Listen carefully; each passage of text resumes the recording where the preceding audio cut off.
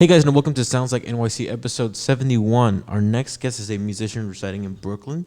She combines traditional folk, southern rock, and indie surf to create a sound that reflects her southern roots. You can her newest EP, For Ghosts, is out now. You can find her on Instagram at Ashley Strongarm. Please welcome Ashley. Hi, thank you for having me. Yeah, thank you for coming on. Thank you for coming on. Yeah. Awesome. Yeah, so how did you find us?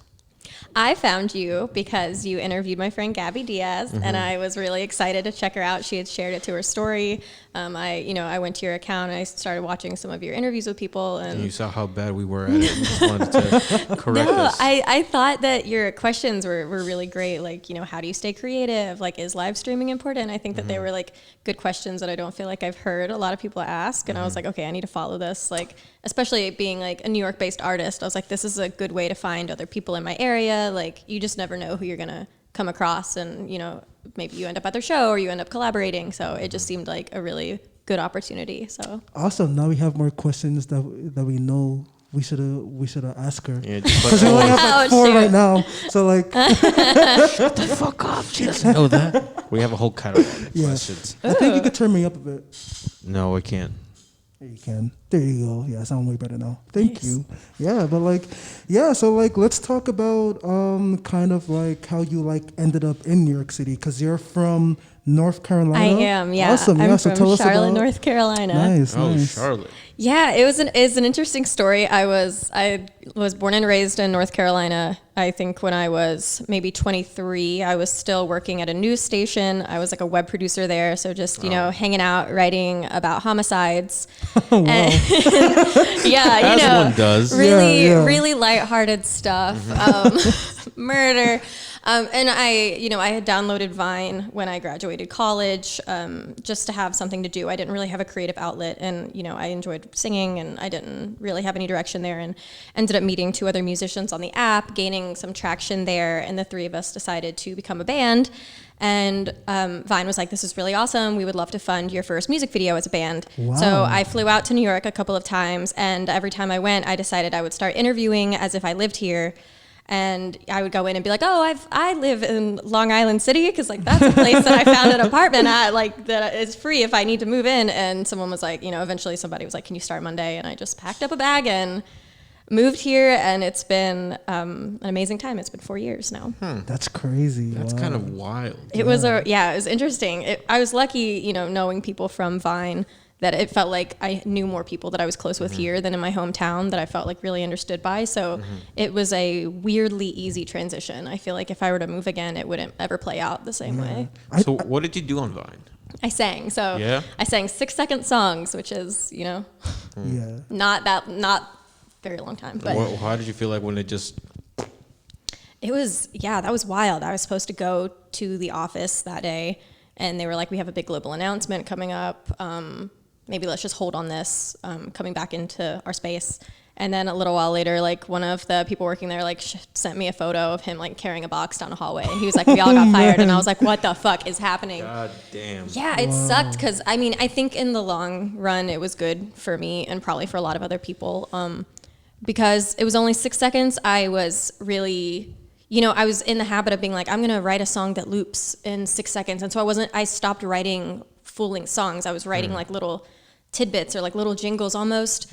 And so when it all collapsed, it was like, I need to figure out what I'm going to do next. And that was when I was like, this is a sign I should probably take music more seriously. And like, I don't want to look back and be like, wow, I sure did gain a lot of Vine followers. Like, it would be nicer to look back and be like, I released music that I'm really proud of.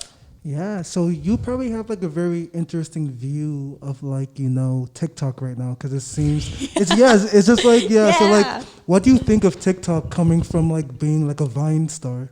It's definitely, I do understand why it's performing better. I think it has all of these capabilities, like the audio function, the fact that it's almost like memeable, viral content, jumping on social trends. I see why it grew to the size that it did. I think Vine was amazing for creators, and there was an amazing community there, but I feel like this is more of like a widespread audience type of platform. I think it's great.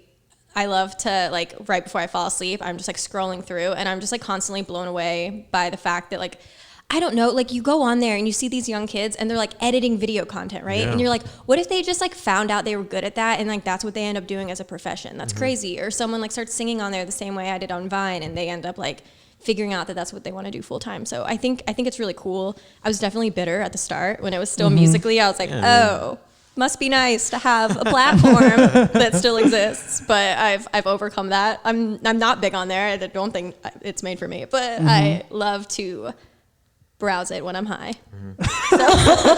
Fair enough. Fair enough. I mean, I think that's sort of like a good lesson for artists in general. It's like not put all of your eggs in one like social media basket. Absolutely. You have to like make sure you diversify like, you know, attention span or wherever. Because I mean, Instagram could just go bust. You don't fucking know. Yeah, you never know. And you know, at the time I was so caught up in what I was doing on Vine that I didn't think like, hey, follow me on Instagram, follow me on YouTube or Twitter or wherever. You know, I was just like caught up in the numbers in that space. And I think that was a big lesson for every creator and anybody watching to be like, oh, okay, so you have to be everywhere at one time. I mean, so you said that you don't think that you will be like a good fit for TikTok, but so this goes into a question about kind of like your like persona, because I was like going through kind of like your like album art and like your music videos, and then just also going through your Instagram, and you seem like really two different people. So like, is your like musical persona something that you like actively have like a plan for, kind of like this whole 50s, 60s kind of like aesthetic, kind of like compared to your like modern Instagram, it's like regular girl aesthetic, like I mean personally I think that I often find a clash between like how I see myself as an artist, like who I'm inspired by, like, you know, right off the bat I was like, okay, who do I really love? And it was like the late greats like Patsy Cline and like Skeeter Davis, and obviously Dolly Parton is amazing, and I was like, okay, I want to encapsulate that, like I want to be that, I want to be this like timeless classic thing. And the persona sort of grew from the first single music video and like shifted into like the entire EP, and I love that, and I love dressing that way when I perform, and it looks a little bit retro, and there's a lot that you can do with it. And it's interesting because now I do find myself in a place as someone who also just like loves to create content and just like, you know, show my daily life, where I'm like, I don't know if that's like who I am personally all the time. Like the things that I'm uploading to like Reels and TikTok, it's like, it's goofy and it's weird. And my stories typically, especially right now, like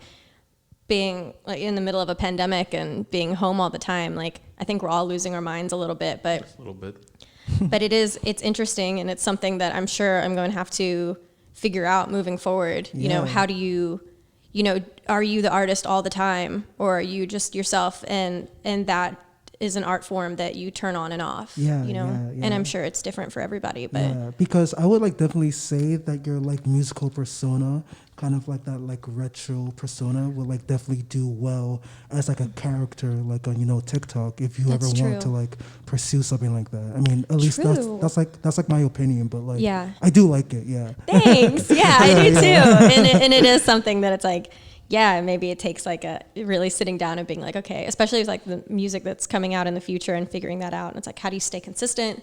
You know, am I this person all the time? Am I this person on stage?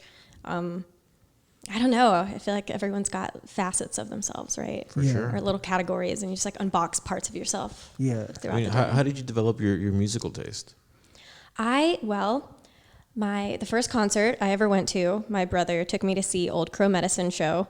And I was like, this is amazing. They're just bluegrass, like straight bluegrass. Okay. And, you know, from there, I really, you know, admired both my older brothers. And I think we all grew up singing, and I just kind of like thought that's what you do with your family. You just make music for fun. And so I was always really inspired by what they were listening to. I had one brother who listened to a lot of indie, like the Shins and Nada Surf. And then my other brother who's straight up like bluegrass and folk music. And him and I, before the world shut down, you know, we're still trying to go to like a folk festival, like at least once a year, like sharing bluegrass music all the time. So I think it stemmed from that. And it's interesting because I don't know if I'm not a bluegrass artist, but I try to like sprinkle in like some kind of like folk feeling, at least into some of the songs. But Is your brother also like in the city? No. Okay. My brothers are in Boston and Maryland, so they're all like up this way. Yeah, this so way. Boo. Boston. Oh no, we just had somebody from like Maryland. Berkeley come over here like a few weeks ago, and like that guy said, No. so like he said, Yeah, he like, said that like he prefers Boston over like New York City, and Saudi, if you're listening to this, you're fucking wrong. way to call him out like that, yeah. Listen, if you say it, you gotta stick to your guns, right? I mean, Yeah, I guess so, but there you yeah. go. It's true. Yeah, but like, yeah. So like, speaking of kind of like coming up here from New York City and like you kind of like finding your voice over here and stuff like that. Like, why did you choose? Like, considering your like musical background and everything. Well, I guess. Like, I think you already like answered the question, but I was just like curious because you chose New York over like Nashville, which like the center for that kind of like Right. folky indie, Yeah. type Yeah, of thing. We So don't like, get much of that over here. yeah, No, Yeah. true. I don't know. I honestly think like, and it sounds really passive to be like, well, life threw me to New York, but like, I mean, it sounds like it for sure. Yeah. yeah, like I Yeah, was, it did. I'm flying up here, to work on music with this band with two other girls, and I had so many friends in this area, and it just like, I think the city is so intoxicating, and it's such a rat race that especially now I know I don't think I could cut it in Nashville because I'd be like, where's the 2 a.m. pizza? Like, and I haven't seen a single rat. I want to like trip over a bagel. Like, I just, I love it. It's trash and it's amazing, and it's such a rush even right now when everything's at a standstill. But I think there's a chaotic part of it that really fits my nature. And I think the opportunities are just endless, especially the people here. I think everyone's always down to create together and collaborate and, work on new things. And there are just a million small venues, small bars. It's like a city of unpredictable events, and maybe Nashville's the same way, but I'm definitely glad I ended up here for that. Okay, at least. has your perspective changed at all from New York City? Like, growing up in North Carolina? Oh yeah. I'm working on my next single right now, which is a lot about that. When I was in North Carolina, I was very much like, even online, wanting to present myself in a really appropriate, Southern clean manner. cut, Southern girl. And I mean, I moved here and it became really apparent that I was a certain person just based on what I felt was acceptable. And with that came a whole flurry of trying to figure out who I was. And I think I changed forms so many times because I just had never thought about it before. Like, growing up in a religious family in a state, like a red state, like it was just, oh my God, I don't know who I am on my own. And I think I've changed a million times since then. I remember my first apartment here, my first year, letting my roommate cut all of my hair off while I drank wine and watched The Office. Like, it was this long, and like cut it like above my ear because I was just like, well, my mom told me that pretty girls have long hair, and like that's complete bullshit, and I don't want to be that anymore. And I stopped wearing dresses, and I pierced my nose, and I think I went really far to one side, and now I'm like figuring out where I am, Right. in the middle. And even now I still constantly have these questions, like internal questions. It's like, do I feel this way because I really feel this way, or do I feel this way because I've been conditioned to feel this way, for the majority of my life? So, singing about that a lot, singing a lot of religious undertones in the songs. Yeah, so. I guess church plays into that. Yeah. Yes, my family was not happy about it. Yeah. I mean, yeah, that's like a very interesting. Yeah, because I think you're like the first person to kind of like explain how like, New York has changed you on like such like a fundamental level. Yeah. Like compared like it seems like you like had like a huge, not even like a culture shock, but kind of like having, just being changed by your like environment and like seeing like another side of the world, like being becoming less ignorant, I guess. Absolutely, yeah. And suddenly realizing that I think I, for a very long time, was just afraid of just being, who I really was. And, there's just, there are people that are not so open-minded in the South. I mean, I don't want to generalize, it definitely depends on the person, but there was like a lot of pressure to be religious, or don't curse online, don't sing or say things that, that are outside of the box or that like push the envelope in any way. And it felt really freeing to start to do that. And especially to just have conversations with people, meet people and sort of figure out from there. It was like a stripping away of a million masks that I was wearing and trying to figure out who's underneath it. Yeah. Awesome. Well, I think that might be This is a terrible segue, but an amazing segue into introducing one of your songs. Yeah, playing one of your songs from your EP. I think you said you wanted to play Pick Up the Phone, right? Yeah, that'd be great. Or church if you want. or We church, just talked about religion. yeah. I mean, Bet. Either one of them works, yeah. Whatever we decide to Awesome. play it. Boop. I've never stolen, and I'm no liar. I just want what I can't have, and you were easy to acquire. So ring the church bells and lead the choir. I'll repent for all I've done, for stepping back into the fire. Hey guys, welcome back to this episode of Sounds Like NYC. And you have just listened to Church. So do you want to talk more about the song, like where your headspace was about that song? And yeah. I really enjoyed writing this, and it was probably the one that meant the most to me on the EP. My mother was not happy to hear it, but I was glad that I sang about it. I think that, and again, I don't want to like generalize, but I think there's so much hate that comes out of religion, and I think it's fair to say that now more than ever. And just, growing up in a family where I went to church every Sunday, and I went to a Southern Baptist middle school, and I was told that all sins are the same, and worrying is a sin. So if you worry, you'll go to hell. And that's probably where my anxiety came from, because how do you, and I don't know, like, God damn. Yeah. So just having been raised in like really religious environments and moving away, and, even when I lived in North Carolina, it didn't feel like it felt right for me. And that's not to say it's not right for everybody, but the song itself is just it's based on the fact that I've seen people use religion to hurt other people. And, they say it's because of their faith that they can be so hateful and like just to certain types of people. I'm not explaining that. Those weren't my best words, but just an excuse for people to be hateful. And so I wanted to write it from the perspective of like, okay, well, if you can pray for forgiveness every Sunday, then I'm going to be a terrible person, and I'll pray for it every Sunday too. And so it's kind of from the perspective of like, if I lie to you, I'm not going to burn, because I'll do it again, because we all hate the feeling guilty, but we never hate the sin. Right. So it's it's just based off of the hypocrisy that I've seen. Yeah. It's funny. What? Well, that's a terrible segue. But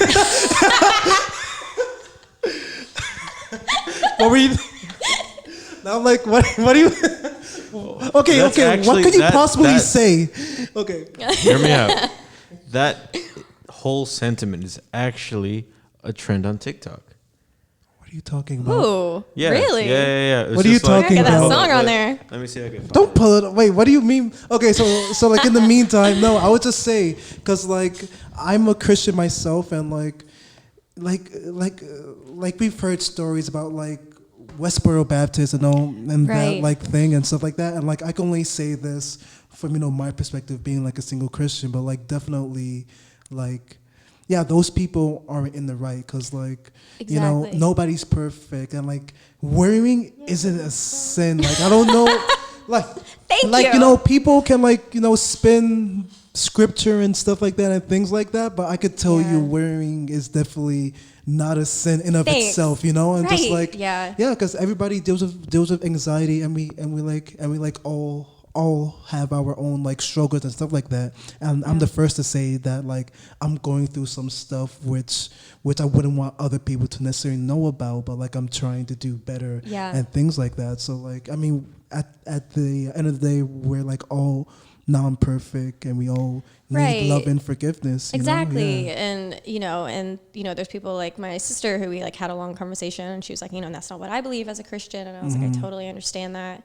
But it's, just more based on the people, Westboro Baptist Church, people like that just, Yeah. They use the Bible as a weapon. Yeah, you know? no, they like irk any like rational person, Christian or not, too. To be honest, so like Yeah. I'm like definitely with you on that because like they're right. this could like get into like a whole different conversation. Yeah, yeah. It's hard. It's hard to see. Yeah. No, but I think it's good that you're like expressing yourself through that, and like obviously you're like family, your mother, whatever, wouldn't like that, but that I think that reflects more on them and probably more of like a certain insecurity they have more than it reflects on you and your questions and your own personal journey. So I'm definitely not condemning you. Thank you. As like a Christian, and, as like a person. Yeah. Music is so therapeutic, and I think probably religion has made its way into a lot of my songs because it's something that I think that I've tried to come to terms with, just it being a bigger part of my life as a child, and moving to New York and trying to figure out who I am. And I think maybe to my family it's opening the lid on a not so perfect look at who I am. But I think that's part of being an artist is you get to sing about the things you feel, even if they're very ugly, and turn it into something that at least, I'm biased, but sounds good. Yeah, so, yeah, of course, yeah. But yeah. Okay, so like, what is? I didn't know TikTok was an authority amazing of critiquing bigotry, but wait, I know this. This is gonna get like no.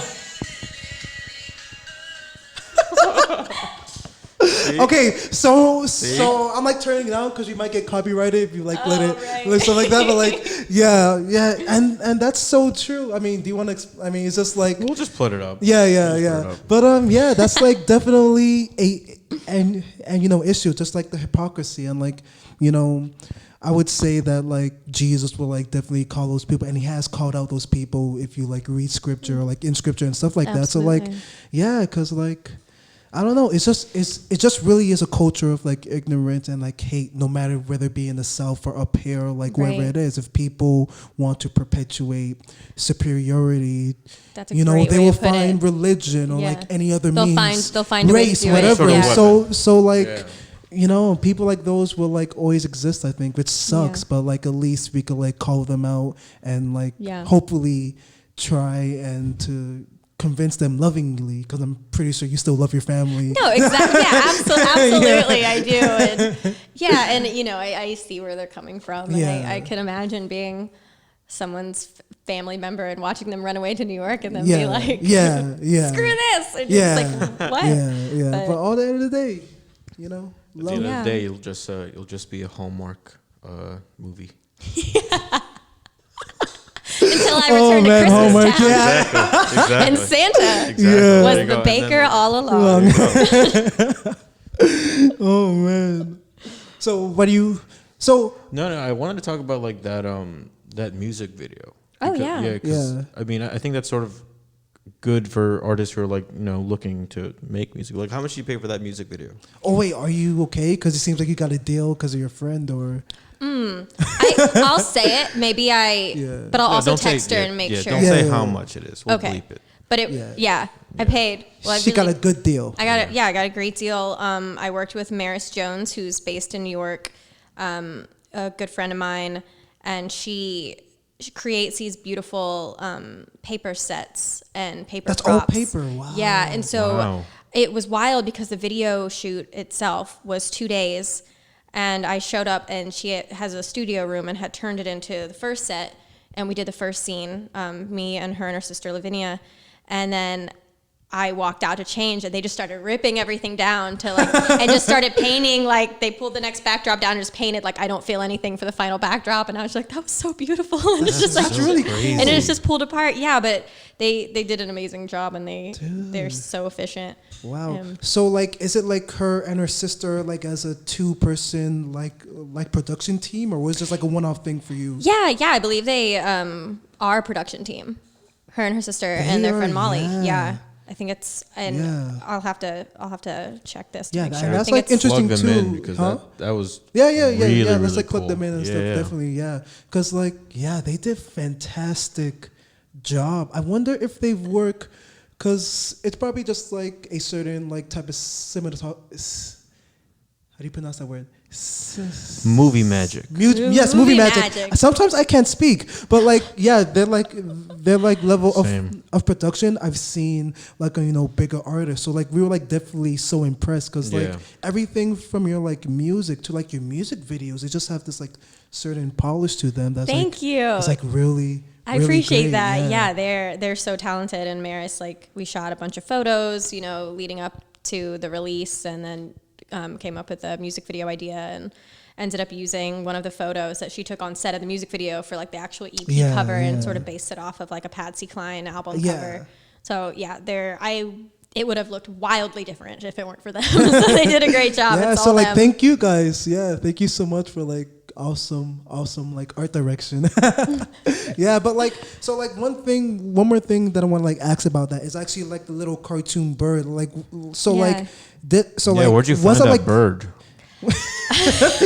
so like was that like never kind seen of a like bird how that they looks do like it like in how they like used to do it with like what was that? Was it like Mary Poppins or like Oh yeah. like you know what I mean where They they animate over over like the film, or was it like the same process? Yes. So Wow. Maris animated it as well. And like you'll see Damn. like another part, like a little butterfly goes by. Yeah. So just I mean, it's so How did you good. guys There. find a bunny that plays the piano? it was tough. I had put out a Craigslist ad. A couple Yeah. bunnies came in. They claimed to play piano. They were terrible. It happens. There was a good drummer, Rabbit, but we went with the Different piano direction. bunny. Yeah. There are two And he's still references great. I could make. I like notice from them, like yeah. Oh man. Now, what do you feel like is the most important thing for an artist to sort of like learn or like know? Ooh, the most important thing for an artist to learn or know.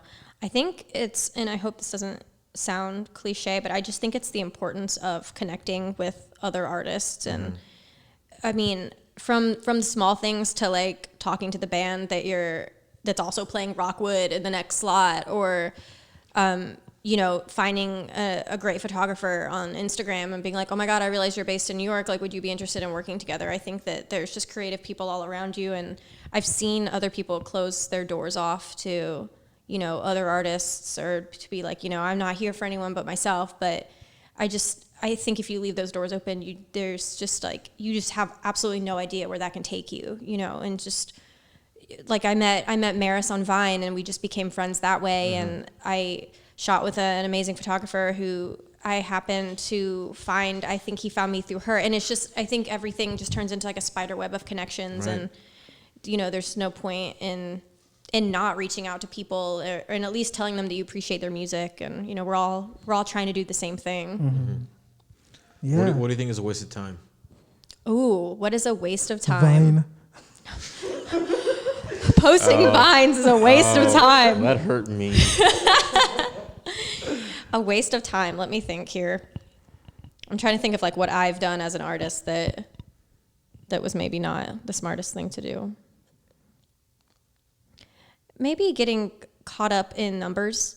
I think I think we've all seen people who are just really into like, I just want to be bigger online, or I want more streams. I've had to catch myself where I see what I've done so far, and I'm like, well, that's not as big as this, and I think when you start getting caught up in the numbers like that, you never celebrate any of your successes, because they all seem like they're just one step away from being something that you'll actually be proud of. And I think then you'll turn around and realize you weren't proud of anything you've done so far. And it takes a lot of the joy out of creating. And I know when the pandemic first started, I was coming to terms with the fact that I couldn't perform anymore, and like, what was I going to do? And suddenly I was like, am I supposed to have more streams as an artist? Am I supposed to be posting more? Like, should I have more followers on TikTok? Like things like that, and I mean, comparison is the thief of joy, but it takes away from like the whole reason anyone started to make music in the first place. So Right.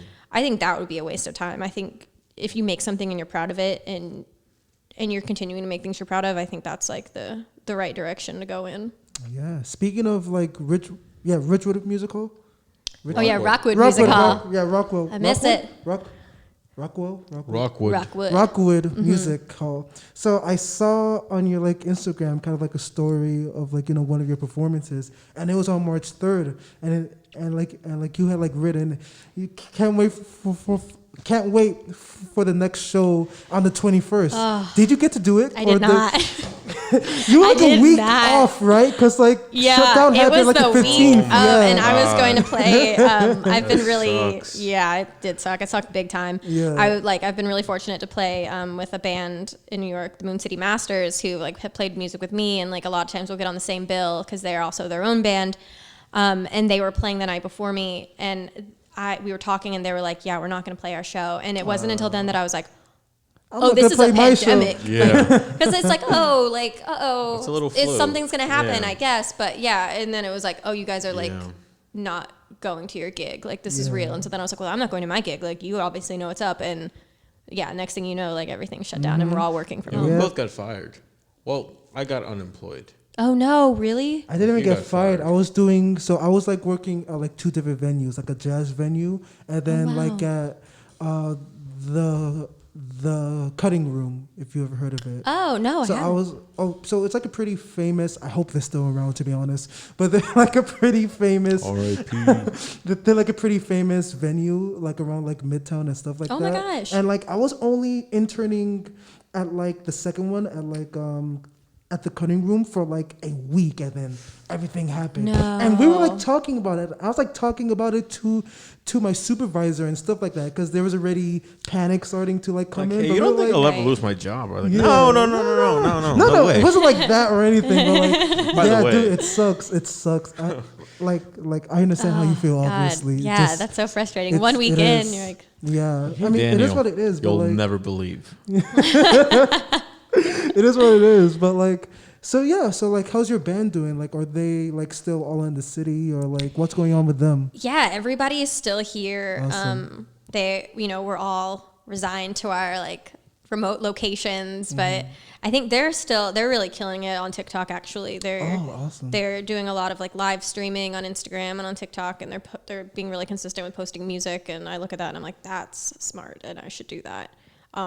I've had my head down a little bit, buried in work right now, because people got furloughed, and suddenly like the workload has like gotten so much bigger and the team's gotten so much smaller. But that being said, everybody's still here, and I'm finally like figuring out how to balance the two, because it's interesting, like work-life balance. I feel like it just flew out the door when you work from home, because they were like, well, this is your life now. You can't go anywhere. So working on that, and it's not easy, and I think everybody deals with that in the city. Like you only have so much like mental energy and so much creativity, and if you work all day, then you're just like, oh my god, what am I gonna do now? Yeah. But like, how did you meet them? So what was the process of like meeting up with like your band? Yeah, well, I mean, wow. Speaking of everything being connected, so hear me out. So I met Maris on Vine. I met her sister through her, obviously, when we worked on the music video. Her boyfriend and his twin brother are the Moon City Masters. I know they look kind of similar. I just couldn't. Yeah. Are they the guitarist and the bassist? Yes. Yeah. And so, I started talking, we were talking about it, and I was like, if you ever could help me out, like a backing band would be like really helpful. Like, I play the piano, and I think I love writing on the piano, but like everything that I'm coming out with, I feel like it sounds more full, like with a full band. And so they were really kind to work with me on that. And then I moved in with a bass player and another person. So it's just all this big connection Awesome, of people. yeah. So yeah, just once again, you just never know who you're gonna meet. Just meet people. Just Just talking meet to people. Just meet yeah. people. Just meet people. But obviously with mask and proper And now safety meet people gear from 6 and- feet away. Yeah, exactly. Or just online. Yeah. Just meet strangers on the internet. meet strangers. If I could say anything. Oh man, yeah. So like, quick question. You're gonna hate me for asking this, but have you ever tried a bacon, egg, and cheese sandwich? We're gonna cut this out. 'cause Yes. That's the dumbest fucking question in No, the world. no, it's He's important caught to up. know. No. Shut up. He's caught up because of one guy. They had never had a bacon, egg, and Never cheese. had a bacon, egg, and cheese. He was here for. He's been here for a pretty long time, and he's never had one. So I'm just wondering. I Yo, gotta you're know. stupid. Is he Stupid. just doesn't like cheese? No. It's just He liked all the ingredients alone. No. They just If He you're not came in the from know, China. you're not. If you're not in the know, He then just you come don't from know. China. No. And Yeah, he he's was from here- Taiwan, David. Oh, Don't. Taiwan. My bad. Sorry. Man. My bad. Yeah, I The love a worst, bacon, David. egg, and cheese. Thank you. I just wanted to know. David, you While never we're know. on the topic, and we're gonna cut this out anyways, I have a theory. right? I have a theory. I'm coming in. How the neighborhood is gentrified if the bacon, egg, and cheese with the coffee combo is more than, what did I say, $4? Oh, absolutely. If it's not, if $4.50? it's above $2.99, you're like, Yeah. where am I? Williamsburg? Exactly. What's this? Yeah. Coffee prices. That's how you know. Dude, I'm telling you, this should become like a so reoccurring. If we're talking about theories, I have a theory that you can Yeah. find your way to Port Authority without if GPS didn't exist and you didn't have maps and you also couldn't read street signs. So this is very extremely hypothetical. Let's say you need to get to Port Authority and you wouldn't know how to get there. You follow pigeons because the closer you get to Port Authority, the less toes they have. And you can gauge, and by the time you get to Port Authority, they don't have any toes, and that's when you know you're at Port Authority. And the further away from Port Authority you get, the more toes they have. They've got all their toes in Williamsburg. So is this like Sixth Sense, something you developed from kind of like being down south, or like out of nature, just like She following talks to trails birds, bro. and stuff like She that? talks to birds. That explains the bird. just- The Explains- bird that Oh, perched on your, yeah. He had all his toes when he Yeah. landed on my finger. Yeah, I don't didn't know. When they I have moved the- here, I was wait, like, what do you mean by toes? I don't think you know, pigeons have little Toes, bro. little toes. You don't call them like Claws, maybe? claws? Yeah, Maybe I call they're them claws. but they've got straight up. pigeons. But like pigeons don't have like You know that zero. pigeons and claws, doves are right? the same Toes, right? thing? Everybody knows that, David. Pigeons and Doves are the same thing. You didn't know? really? Pigeons Yeah. are just all white doves. Because you see pigeons like They have you not look the seen, like, same. Yeah. Yeah, that's just a dove. Yeah, so you said everyone knew. Not everyone knew. I didn't know until like 3 years ago. So Exactly, so not get off my everyone. case. Yeah, Not everyone. yeah. I just like I fun didn't- facts and, yeah. and take the fun out of my Well, facts. next time if you're ever just walking around, you'll just start to notice that they just have less toes. They'll be like a nub. But I swear to God, by the time you're in Port Authority, they have no feet. And it's not anything Next you time I want come to to Port see. Authority, I'm gonna like try and catch one. They And like have little peg legs and you're like, this is awful. And I don't know what it is. you could be onto like a really big scientific just like study or Some something kind of like that. bacteria. Yeah. No, The FBI wants to know your location. Yeah, I leave here and no one ever hears of me again. You're like, shit. at least they'll have this podcast to remember you by. Please let it be Yeah. known. But I mean, do you want to end off with anything like any like last? what do you want to leave with? Advice or words or? I guess for my own self-promotion purposes, I'm coming out with a new single soon that I'm very excited about. What's it called? It's called Pushing Daisies. And it is, That means dying. it does. Oh, does it? Yeah. Oh, you didn't It's just know? like, It's like pushing, because it's No, when I you're thought like- married and I you're thought pushing like- the daisies out of the ground. I thought like either like a wheelbarrow full of flowers or like That sounds really a chick nice. named Daisy. No. Like a mini Daisy. Many No, daisies. No. It means death and dying. That's what it means. Yeah. Thank you, Daniel. You're welcome. Yeah, and it's about it's actually about coming to terms like with who you are when you like moving away and like trying to figure yourself out. And so that's funny because that's what we've been talking a lot about. But it's just like the line is like, and back home, all my friends, they're all having babies. I woke up drunk again. My mind's pushing daisies. It's just like, this is my life. It's so different from yours. Fire. Like, Bars, bro. Bars. I just start rapping. Yeah, just, coming to terms with the fact that like the place you left, like everyone's living a very different life. They've got kids, they've got families. And, I feel that even here sometimes because the amount of my friends from like high school that have kids is like disproportionately too much in my opinion. Right. And we're at this weird point in your life where you can either be this age and have like 2 kids and a husband and a dog and a picket fence, or you could be like doing what I'm doing and it's just like playing gigs. And like I ate Chef Boyardee for lunch, like ravioli from the can, like Respect to the chef. Respect to the chef. Yeah. chef's kiss. Yeah. But yeah, and like, I mean, obviously not going out now, but I was still going out and like hanging out with people and they're raising families and it's such a weird contrast right now. Yeah. So that is coming down the pipeline. I'm very excited.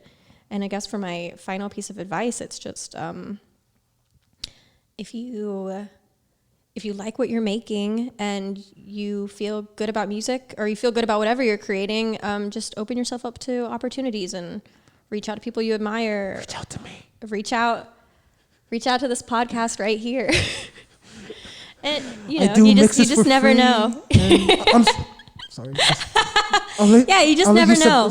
So That was all. That was all. But you know, you How just. funny would it be? It would be if it's just like anytime you talk, I just bleeped it. No one heard anything you just said. Right now. Good thing I do the editing for all this. Oh, that's true. Right? Yeah. Awesome. So thank you so much thanks again so much for for coming coming. Yeah, on. thanks for having me. Hopefully, we weren't too unprofessional. No, I hope I wasn't too unprofessional. No, I you- went off on my pigeon theory. That's I'm You gonna. just cracked the code. She just There's cracked the something code. there. Yeah. There's Yeah. something there. I'm gonna start looking out for that for sure. Yeah. The Awesome. closer you get. Yeah. Well, thank you guys for watching this episode of Sounds Like NYC. I've been Daniel. Yeah, and I'm David. And I'm Ashley. And you finally heard our names. Yeah. You're welcome.